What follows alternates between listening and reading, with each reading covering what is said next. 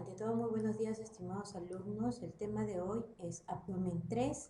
Vamos a hablar de lo que vendría a ser hígado, páncreas y vías biliares. Entonces, glándulas anexas, las salivales, el páncreas, hígado y vías biliares.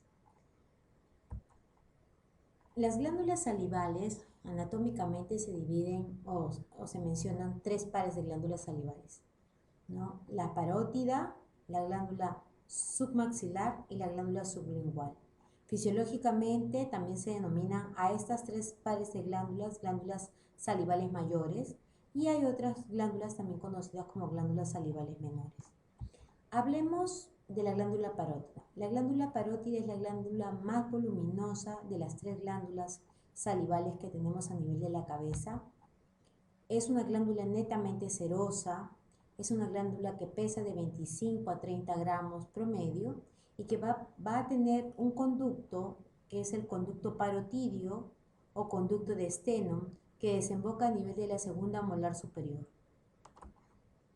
Esta glándula va a estar en relación directa a su cara externa con la piel, con el tejido celular subcutáneo, con la aponeurosis o parte de la aponeurosis cervical superficial, con las fibras del músculo risorio de Santorini y también con el nervio auricular mayor, respectivamente.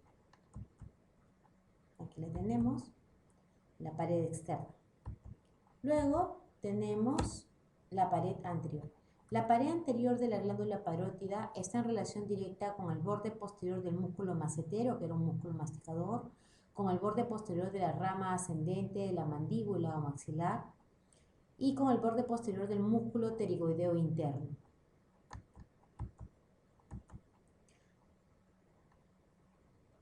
La pared posterior va a estar en relación directa con el borde anterior, ¿no? Acá, del músculo esternocleidomastoideo, con el vientre posterior del músculo digástrico, con el músculo estiloioideo y con los ligamentos estilomaxilar e estilioioideo. Esta glándula parótida va a ubicarse en un espacio que se denomina la celda parotidia.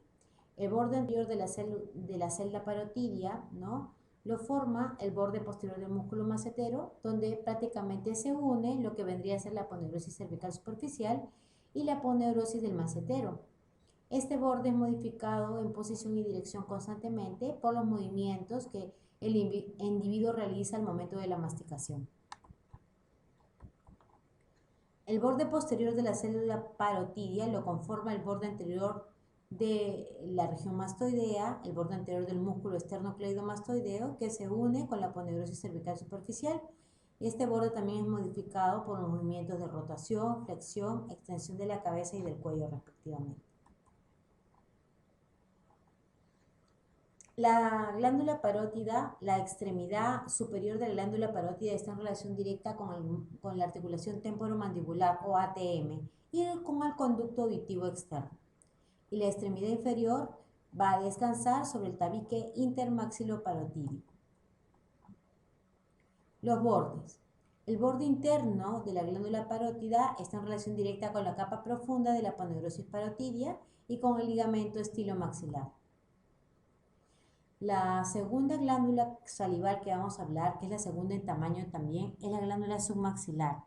La glándula submaxilar pesa de 7 a 8 gramos, está en el piso de la boca y es una glándula mixta. Esta glándula submaxilar va a tener una cara superoexterna que se relaciona con el músculo pterigoideo interno y con la fosita submaxilar. Una cara inferoexterna que está cubierta por la piel, por el músculo platisma mioioides o músculo platisma del cuello, por el tejido celular subcutáneo y por la vena facial que cruza esta zona. Y una cara interna que está en relación directa con el músculo hiogloso, con el músculo miloioideo. Recuerden que el miloioideo era un músculo suprayoideo. Por debajo descansa sobre el estiloioideo y el músculo digástrico. Los bordes de esta glándula, tenemos un borde externo que está en relación directa con el borde inferior de la mandíbula, un borde superior que está en relación directa con la línea miloioidea y la mucosa del surco gingivo-lingual. Y un borde inferior que está en relación directa con el asta mayor o superior del hueso oioides y con la membrana tiroioidea. Con respecto a las extremidades de la glándula sumaxilar, la extremidad anterior se relaciona directamente con el vientre anterior del músculo digástrico. La extremidad posterior se relaciona con el músculo constrictor de la faringe. Y la última glándula, que también está en el piso de la boca, antes que me olvide, esta glándula submaxilar tiene un conducto que lo podemos apreciar a este nivel. El conducto de la glándula submaxilar es el conducto de Wharton. Ahora sí, pasemos a la glándula sublingual. La glándula sublingual es la más pequeña, es una glándula mucosa, es una glándula que está en el piso de la boca. Es una glándula que para algunos autores pesa de 0,5 a 2 o 3 gramos, es pequeña. Tiene una cara externa que está en relación directamente con la fosita sublingual, una cara interna que está en relación con los músculos de la lengua que están separados por el conducto de Wharton, por el nervio lingual, por el 12º par craneal y por los vasos de este nivel. Tiene un borde inferior que forma prácticamente a cada lado del frenillo los pliegues sublinguales. Tiene un borde superior y un borde inferior que descansa sobre el músculo genioideo. Extremidad. La extremidad anterior se relaciona con la glándula contralateral, o sea, con la otra glándula sublingual. Y extremidad posterior se adhiere a la prolongación anterior de la glándula submaxilar. Estas de aquí ya vienen a ser las glándulas salivales menores, ¿no? Tenemos glándulas labiales, glándulas palatinas y glándulas faringias. Son consideradas las glándulas salivales, pero menores. Ahora hablemos de otra glándula muy importante, el páncreas. El páncreas es una glándula bastante importante, es una glándula retroperitoneal, es una glándula de secreción mixta que tiene una longitud de 15 a 18 centímetros. El ancho de la cabeza es un promedio de 4 a 6 centímetros, el espesor es de 2,5 centímetros, la altura de 7 centímetros y pesa un promedio de 70 gramos. Algunos autores dicen entre 65 y 75. Es de color blanco rosado en estado fresco, su consistencia es blanda. La forma, como se puede apreciar acá, es una forma alargada. Es una forma alargada, lobulada, aplanada de delante a atrás, es más voluminosa en su extremidad derecha que en la izquierda y sufre una enteroproctosis en la edad, al igual que los otros órganos, ¿no? Caída y descenso. Tiene una posición prácticamente transversal y es a la altura de la vértebras L1 y L2 promedio. El páncreas va a tener sus partes, ¿no? O regiones, una cabeza, un cuello, un cuerpo y una cola respectivamente. La cabeza se enmarca dentro del marco duodenal, o sea, el marco que formaba las 4 porciones que tiene el duodeno. La relación de la cara anterior de la cabeza del páncreas está directamente relacionada en la cara anterior con lo que vendría a ser el marco duodenal, con el duodeno, la cabeza. La cara posterior de la cabeza del páncreas está en relación directa con lo que vendría a ser la vena porta y la formación de la misma, que está formada por la vena esplénica y la vena mesentérica mayor, que es la que realmente se está relacionando. Y también con la llegada de la vena mesentérica menor. O sea, prácticamente la cara posterior de la cabeza se relaciona directamente con la vena porta y la confluencia de las otras venas para formar esa vena porta. También la cara posterior de la cabeza del páncreas está en relación directa con las arterias pancreático-duodenal superior y pancreático-duodenal inferior respectivamente, ¿no? A este nivel, la circunferencia de la cabeza del páncreas está directamente relacionado con el marco del duodeno, con el marco duodenal. En relación a la cara anterior y posterior del istmo o cuello del páncreas, también está directamente relacionada con lo que vendría a ser el píloro y con la primera porción del duodeno en la cara anterior. También hacia el lado izquierdo encontramos la emergencia de los vasos mesentéricos superiores, ¿no? Y también está en relación directa en la cara anterior lo que vendría a ser, y en la cara posterior está en relación directa también con la vena porta, el istmo del páncreas. Ahora con respecto al cuerpo del páncreas. En la cara anterior del cuerpo del páncreas nosotros podemos ubicar, ¿no?, las arterias pancreáticas que provienen de la arteria esplénica, ¿no? Y también los linfonodos o la parte de los ganglios linfáticos a ese nivel. En la cara posterior del cuerpo del páncreas está en relación directa pues, con el tronco espleno-mesentérico, el cual está formado por la vena esplénica y por la vena mesentérica menor. Y también por la arteria pancreática dorsal, que ya vamos a estudiar.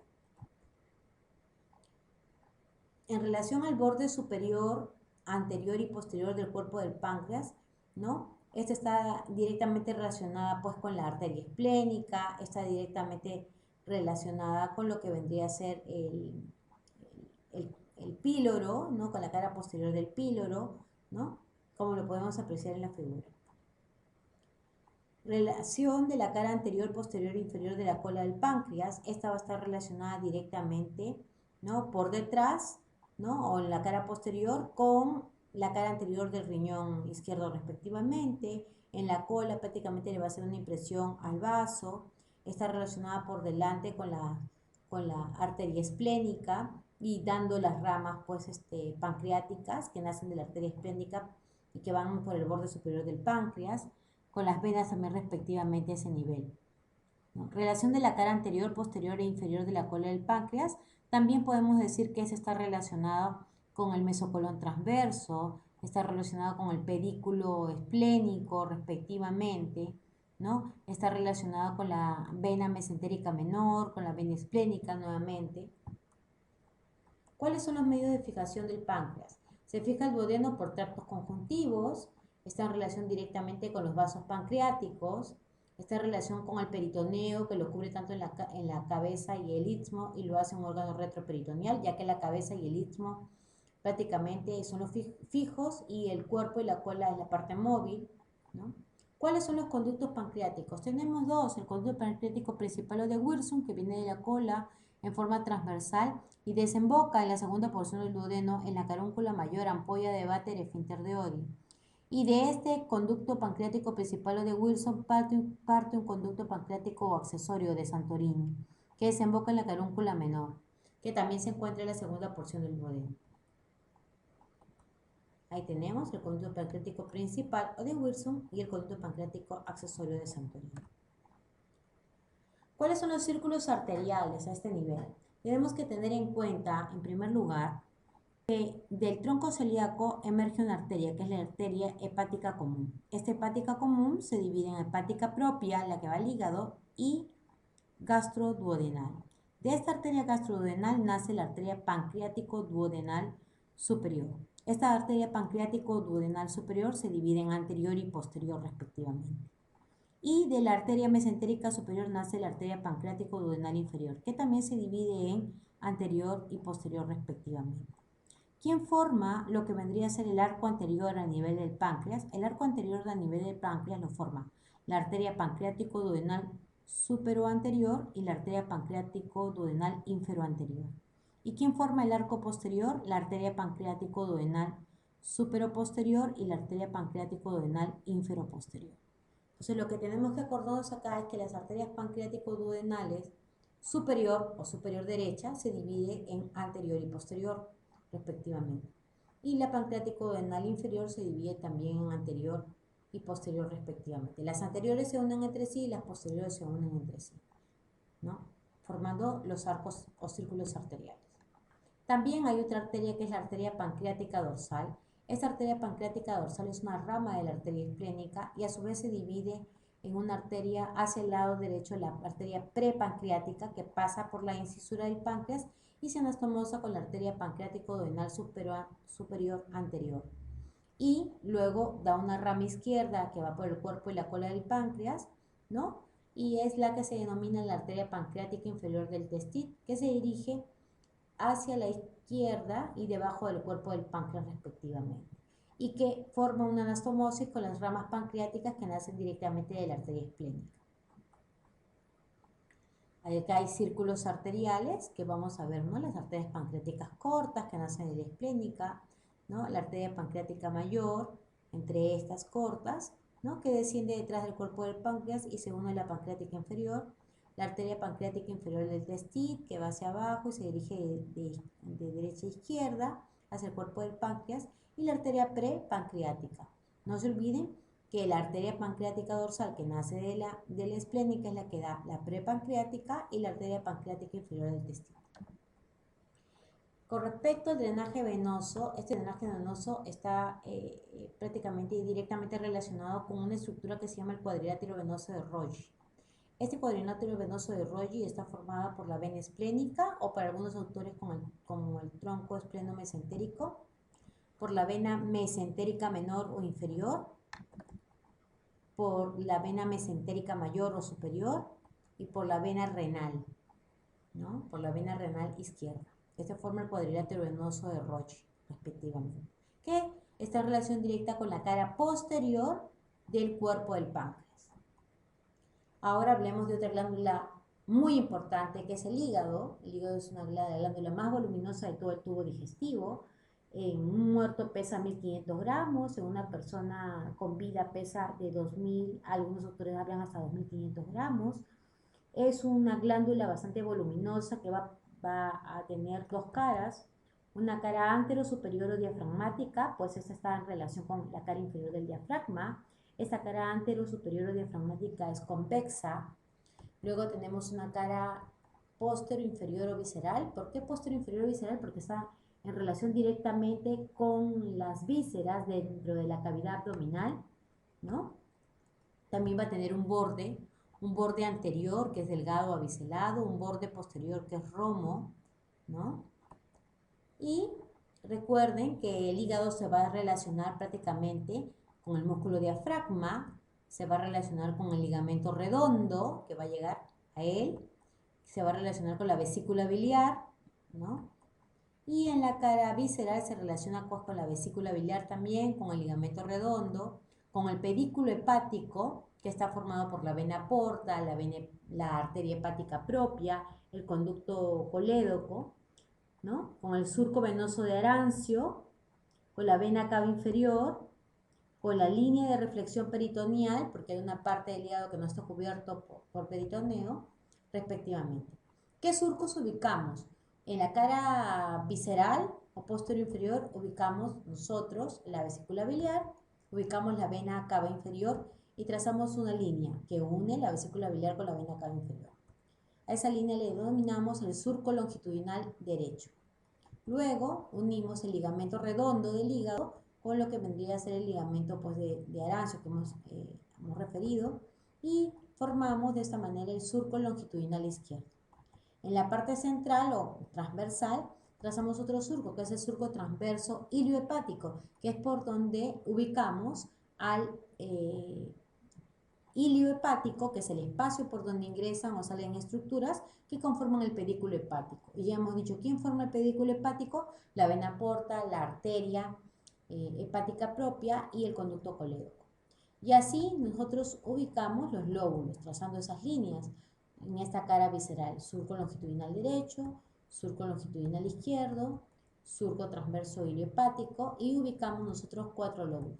Lóbulo hepático derecho, lóbulo hepático izquierdo, lóbulo cuadrado y lóbulo caudado o de Spiegel. ¿Cuáles son los medios de fijación del hígado? ¿No? Estos medios de fijación están en relación directa con lo que vendrían a ser pues, las venas suprahepáticas. Las venas suprahepáticas son venas del hígado que desembocan sobre la vena cava inferior y sirven como medio de fijación. ¿No? Tenemos 3, una media, una derecha y una izquierda.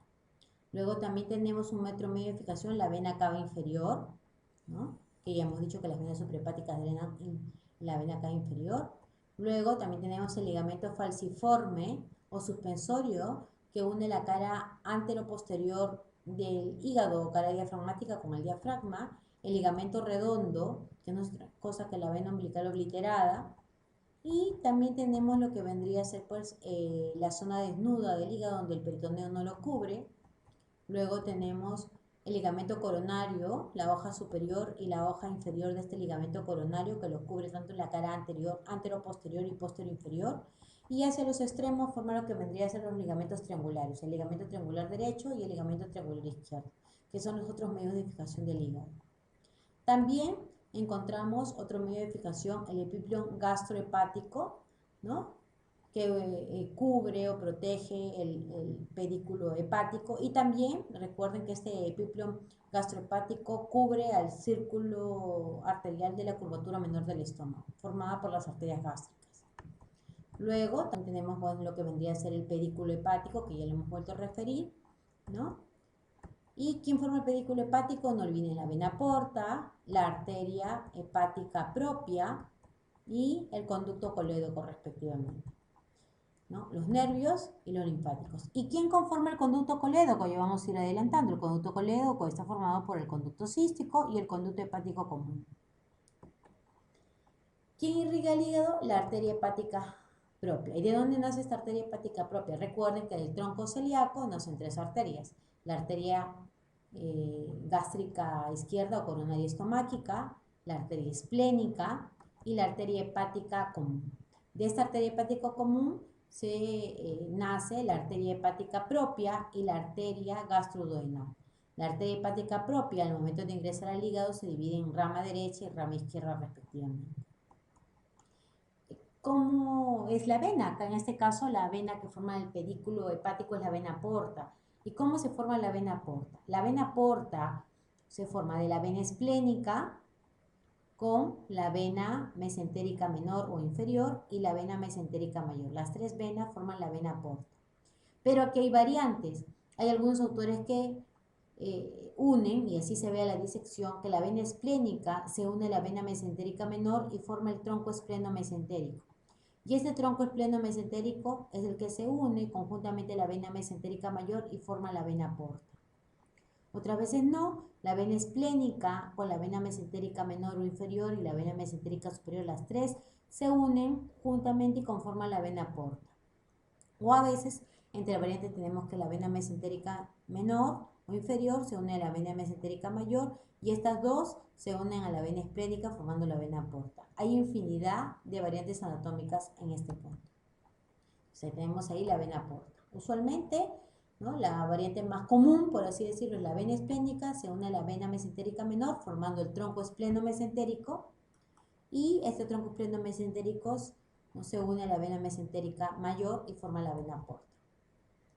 Esta vena porta es bastante importante, ¿no?, porque forma parte del pedículo hepático. Muy bien. ¿Cómo trazamos lo que vendría a ser la segmentación del hígado? El hígado tiene 8 segmentos. Y estos segmentos se trazan tanto en la cara, o se observan tanto en la cara antero-posterior como en la posterior-inferior. En la cara antero-posterior trazo una línea, ¿no?, conocida como línea de Cantley,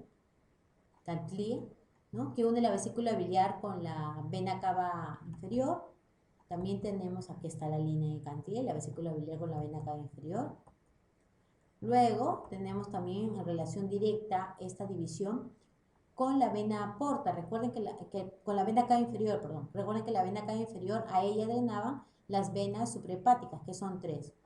Una rama derecha, una rama izquierda y una rama media, ¿no? Vena cava inferior, drena en ella la suprahepática derecha, la vena suprahepática derecha, la vena suprahepática izquierda y la vena suprahepática media. Entonces acá tenemos las tres venas suprahepáticas, drenan sobre la vena cava inferior. Muy bien. Y otro punto importante de que tenemos que acordar para hacer segmentación es el ingreso de la vena porta. La vena porta ingresa al hígado y se divide en rama derecha, ¿no? Vena porta ingresa a la rama derecha y la rama izquierda de la vena porta. Pero hay que tener una salvedad acá. La salvedad es que la rama derecha de la vena porta a su vez se divide en rama anterior y rama posterior. La rama izquierda, ¿no?, de la vena porta así nomás queda dividida. Entonces trazamos las líneas a nivel de lo que vendrían a ser, teniendo en cuenta a las ramas suprahepáticas, y tenemos las tres líneas en la cara antero-posterior, denominadas cisura portal derecha, cisura sagitalomedia y cisura portal izquierda. Y trazo una línea transversal, ¿no?, y así voy a tener mi segmentación. ¿Cuántos segmentos tiene el hígado? 8. Segmento 1, 2, 3, 4, 5, 6, 7 y 8 en números romanos. El segmento 1 es conocido como el lóbulo caudado. El segmento 2 es el segmento lateral superior. El segmento 3 es el lateral inferior. El segmento 4 es el medial. el segmento 5 es el antero inferior, el segmento 6 es el póstero inferior, el segmento 7 es el póstero superior y el segmento 8 es el antero superior.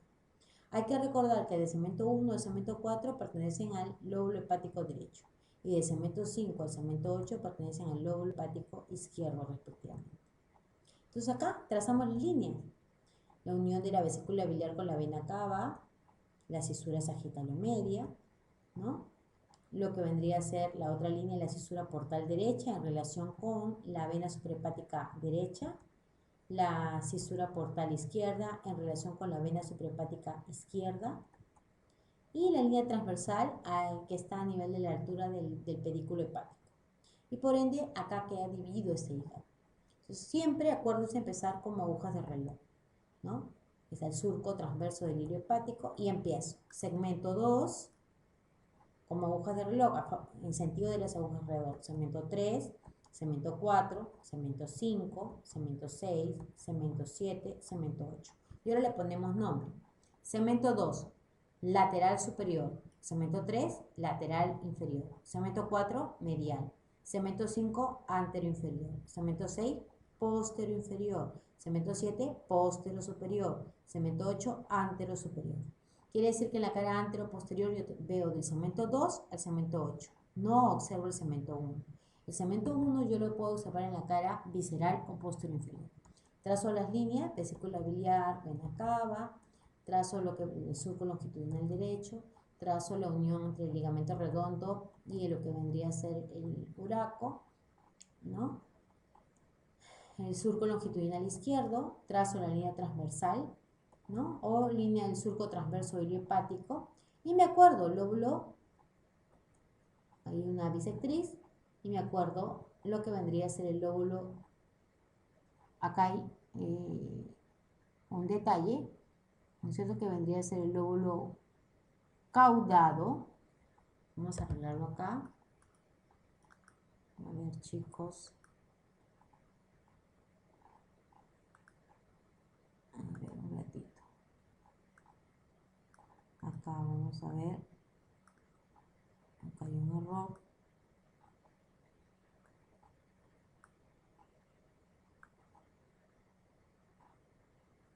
A ver.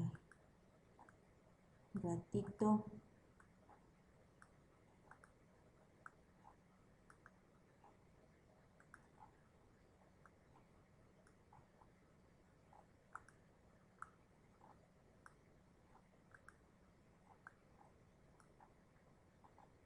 Listo. Tenemos acá, trazamos las líneas que hemos dicho y empezamos, ¿no? Tenemos el segmento 1, que es el lóbulo caudado de Spiegel, el segmento 2, que es el lateral superior, el segmento 3, que es el lateral inferior, el segmento 4, que es el lóbulo cuadrado, el segmento 5, que es el lóbulo, el 5 es el lóbulo antero inferior, el 6, póstero inferior, el 7, póstero superior, y no puedo observar aquí el segmento 8. Vías biliares. Tenemos las vías biliares, es la vesícula y vías biliares, vías intrahepáticas y vías extrahepáticas. Dentro de las intrahepáticas tenemos que inician en los canales de Hering, el conducto hepático derecho e izquierdo, el conducto hepático derecho, quienes drenan, qué segmentos drenan el conducto hepático derecho, el segmento 5, 6, 7 y 8, el conducto hepático izquierdo drena el segmento 2, 3 y 4, y el segmento 1 drena en ambos conductos. ¿Cuáles son las vías biliares extrahepáticas? La principal, el conducto hepático común y el conducto colédoco, y la accesoria, que aquí también hay que corregir, accesoria,